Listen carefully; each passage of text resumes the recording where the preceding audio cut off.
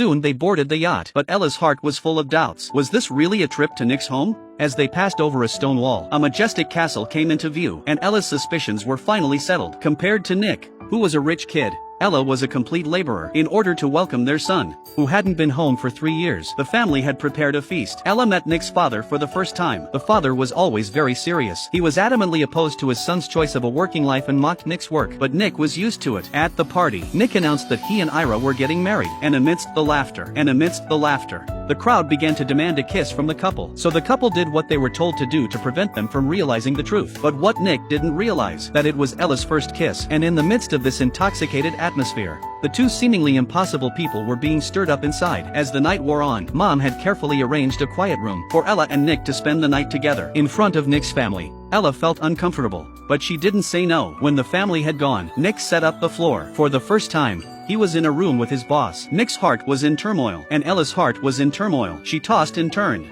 unable to sleep. The next morning, Ella was awakened by the urgent ringing of the phone. She was worried about disturbing Nick, so she stepped quietly into the courtyard. But she answered the phone, but neglected to close the door. And that's when a valuable dog followed her. He barked at Ella. Suddenly an eagle circled down from the sky and snatched up the dog in a flash. Ella was on the phone, chasing after him. In a moment of desperation, she threw her cell phone. She was able to retrieve the puppy from the eagle's mouth, but the eagle didn't stop there. It had its eye on Ella's cell phone. Before Ella could react, the eagle grabbed the phone. No, take the doggy, take the doggy, I need that phone, take the dog. Nick's family misinterpreted the scene as Ella playing with her dog. They labeled her a pet lover. Nick was surprised. I didn't realize Ella had such a sweet side. Ella whispered to Nick what had happened, but Nick was still in disbelief.